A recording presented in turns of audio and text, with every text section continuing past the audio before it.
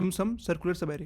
तो इस क्वेश्चन में हमें गिवन क्या है, बेसिकली हमें एक सर्कुलर वेक्टर गिवन होगी, ठीक है, सर्कुलर वेक्टर या फिर सर्कुलर एरे गिवन होगी नम्स नाम की, ठीक है। तो सर्कुलर बेसिकली मीनिंग क्या डिनोट कर रहा है कि इसका जो लास्ट एलिमेंट होगा वो फर्स्ट वाले एलिमेंट के साथ क्या होगा, लिंक होगा। ये बात क्लियर है। तो हमें रिटर्न क्या करना है, return the maximum possible sum of non empty subarray of nums, ठीक है।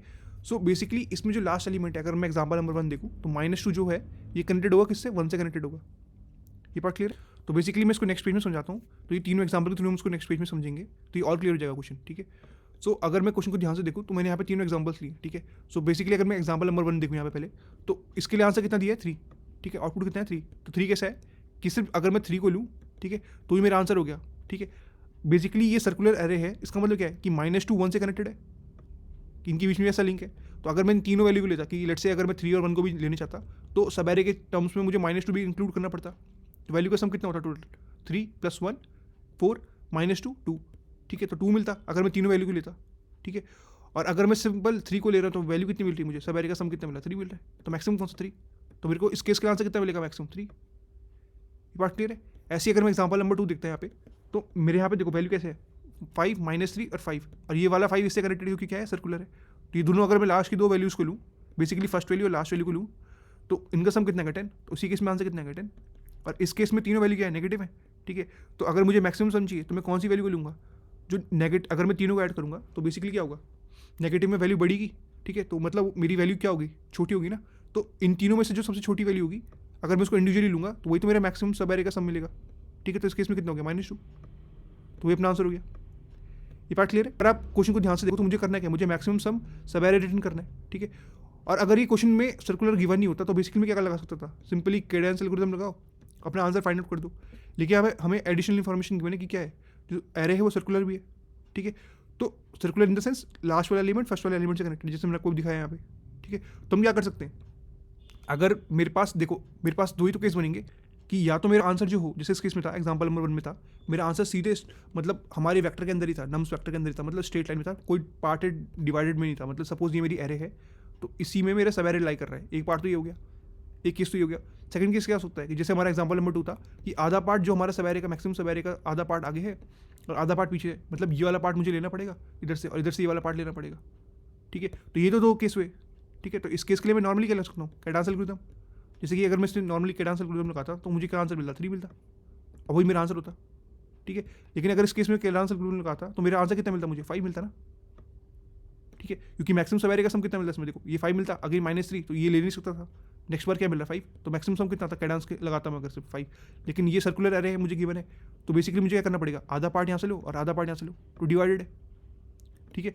मतलब सेकंड केस हुआ, ठीक है। तो इसको देखेंगे सॉल्व कैसे करेंगे। और थर्ड वाला केस क्या हुआ कि अगर सारे के सारे एलिमेंट्स नेगेटिव है तो मेरा इस पर कैडांस लगाता तो मेरा आंसर कितना होता, -2, और वही मेरे इसके लिए आंसर है, ठीक है। तो बेसिकली घुमा फिरा के बेसिकली हमारे पास दो केस बने कि अगर हमारा जो एरे है एक ही बार लाई कर रहा है, मतलब पार्टेड, अगर वो पार्टेड नहीं है तो बेसिकली कैडांस एल्गोरिथम सिंपल लगाओ, और अगर पार्टेड है तो बेसिकली हमें देखना पड़ेगा कि इसको सॉल्व कैसे करना है, ठीक है। तो अगर मैं कुछ को ध्यान से देखूँ तो इसे एग्जाम्पल को देखते हैं, ठीक है।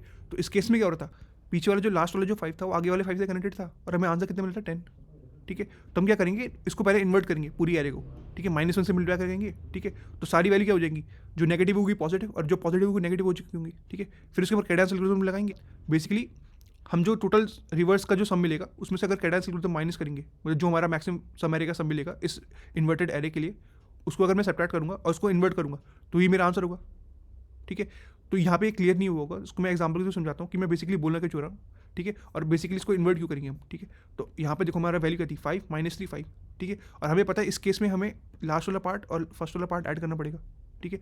तो देखो अगर आप ध्यान से देखो तो मैं अगर इसी एरे को देखूँ तो अगर इसके लिए मुझे मिनिमम सब एरे का सम मिल जाए, मतलब इस एरे के लिए अगर मुझे मिनिमम सब एरे का सम मिल जाए तो उसको मैं अगर टोटल सम में से सब्ट्रैक्ट कर दूँ तो बेसिकली मुझे पार्टेड वाला पार्ट मिल जाएगा ना, ठीक है। कैसे, जैसे देखो यहाँ पे 5 था, -3 था, 5 था, ठीक है। तो लेट्स से अगर मैं बोलता हूँ माइनस, यहाँ पे 5 होता, -3 होता, ठीक है। यहाँ पे -2 होता लेट्स से, ठीक है। यहाँ पे 5 होता, ठीक है, और यहाँ पे 6 होता।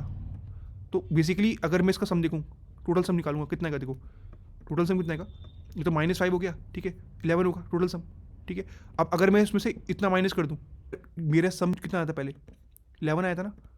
तो अगर इस -5 को हटा दूँ मैं तो ये बेसिकली क्या होगा, इसके अंदर ऐड होगा, तो टोटल सम कितना मिलेगा, 16, वही मेरा आंसर हो गया, ठीक है। तो देखो अगर 5 अगर मैं सारे को लेता 5, 6 और 5 तो कितना आंसर आता 16, ठीक है। सो बेसिकली मुझे करना क्या है, मुझे बेसिकली मिनिमम सम सब एरे निकालनी पड़ेगी ना, तो मैं वही कर रहा हूँ, इसलिए मैं क्या कर रहा हूँ, उसको इन्वर्ट कर रहा हूँ, ठीक है। तो इन्वर्ट करने के बाद हुआ क्या, ये नेगेटिव वैल्यू क्या हो जाएगी पॉजिटिव, और पॉजिटिव वैल्यू क्या होगी नेगेटिव, कि 5 था -3 था 5 था, तो मेरे इसको नेगेटिव मिनिमम सब एरे से सम निकालना है, तो इन्वर्ट कर, इन्वर्ट करने के बाद इसमें अगर मैं कैडांस एल्गोरिथम लगाऊंगा तो मुझे मैक्सिमम सब एरे का सम कितना मिलेगा, मतलब ये क्या है बेसिकली पार्टेड वे में होगा नहीं, कैडांस से कितनी वैल्यू आएगी 3, ठीक है। इस सब एरे के लिए कितना मिलेगा मैक्सिमम सम 3, और टोटल सम कितना आएगा इस एरे के लिए -7, ठीक है।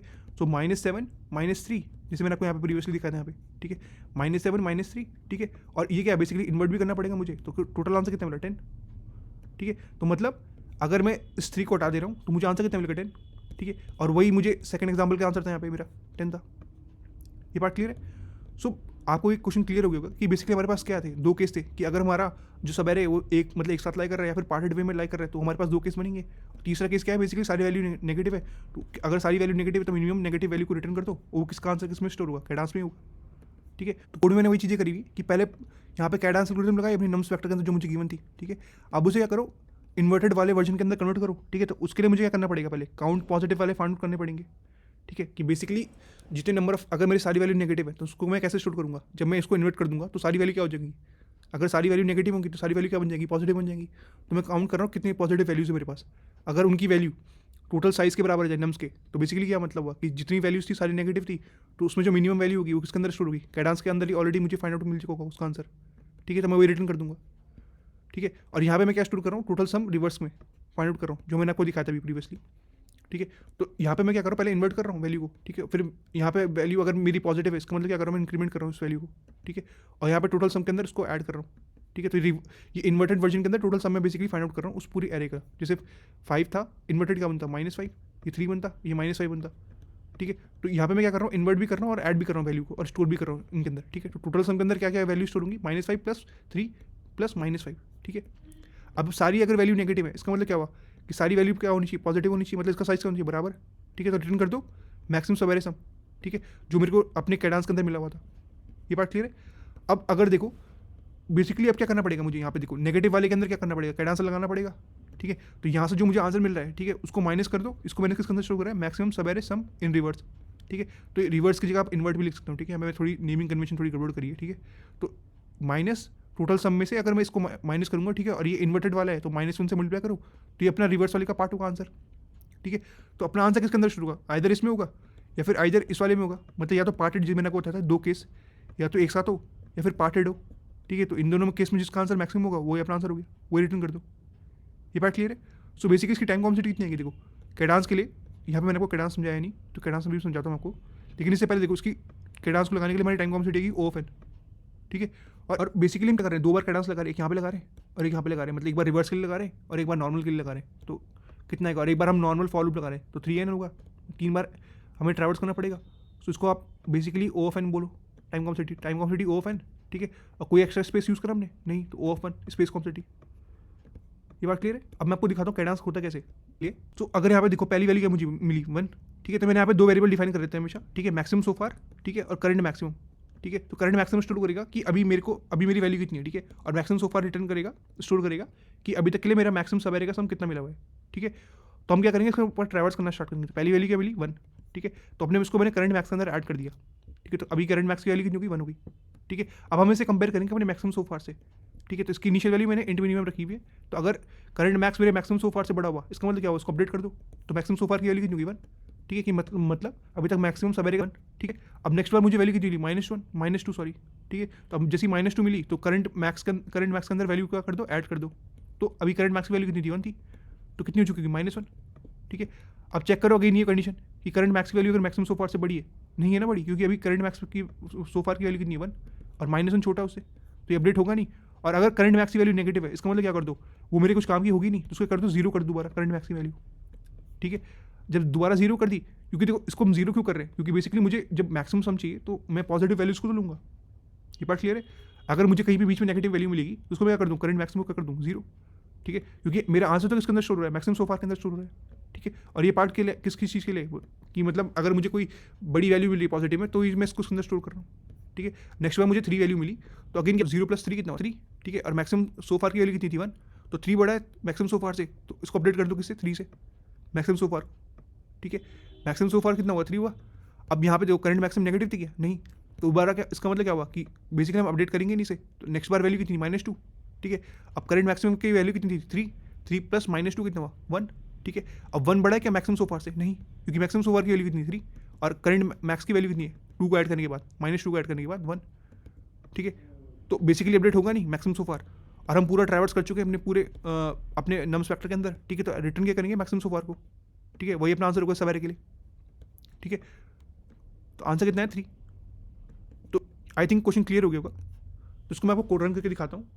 ठीक है, तो इसके सॉल्व करने के मल्टीपल वेज हैं। सबमिट करते हैं, सक्सेसफुली सबमिट हो गया। So if you like this video please like and subscribe my channel. Thank you.